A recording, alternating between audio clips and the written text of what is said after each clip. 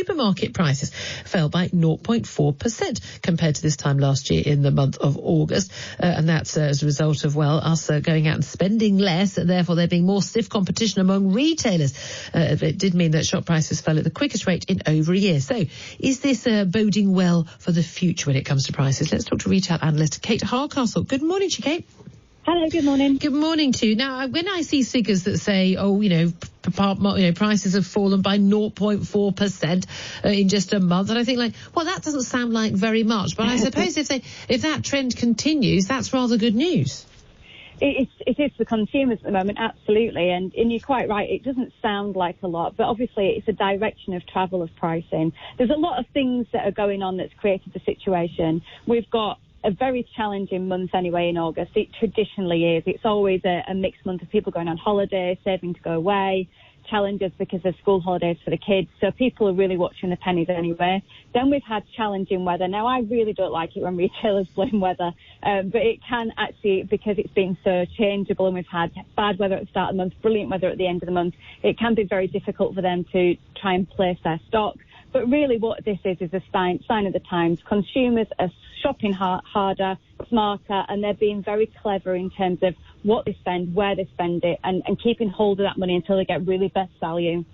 Yeah, I mean, that's the thing, isn't it? So, we know that whenever we talk about economic figures, we do a lot of that on this show, because obviously everyone's always paying attention, is it down to Brexit or this and that? It's amazing how often these things will come down to, we had great barbecue weather. Everyone decided to buy loads and loads of burgers and beers for the garden the weekend, and they spent a fortune. Or it's been raining and no one's gone out and spending, and that'll have a massive impact. Or there's a royal wedding or something like that. And these seem to have far more of an impact on our spending habits than perhaps we even like to admit ourselves. But a lot of this is going to be down to the weather, isn't it? And also a lot of it's going to be down to the fact that we are seeing so much competition, not just from the internet for high street stores, but just, between the supermarkets and actually they're competing for our business, and that's always better for us.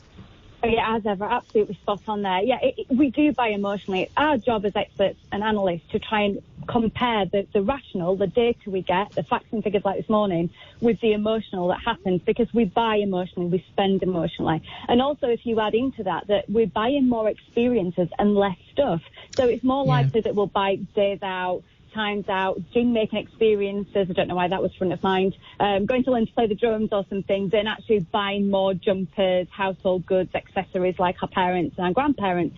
So I think it's just so many different dynamics in it. We're trying to monitor everything. What does this mean in the long term? It means we're always going to carry on shopping smarter because the information's at our fingertips. It means that we feel challenged with our purses, and it means that retailers are going to feel sorer, because when they're looking at trying to invest in creating better store environments, creating better customer service, it's harder to do if you're making less money. Yeah, indeed. And we're just expecting so much more. I think it's about time, though. I think we've had a pretty poor deal from retailers over many years who were just getting away with charges. I mean, it's often, even if you leave aside the taxes, whenever you travel on the European continent and you realise how much cheaper an awful lot of things are, even ignoring the taxes, you realise we have been ripped off for many years. This is just about us getting a fairer deal.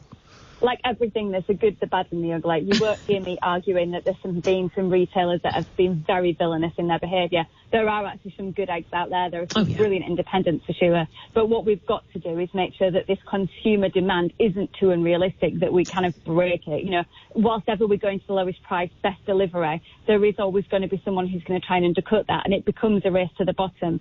For me, I don't want to just wave this flag because it's prominent at the time. I've always believed in this. A bit of sustainability, a bit of environmental ethical, it's all going to help the big process. So paying fairly is what I'm about, and I've campaigned for long years, and I really hope consumers get that. Kate Hardcastle, retail analyst, thank you so much indeed.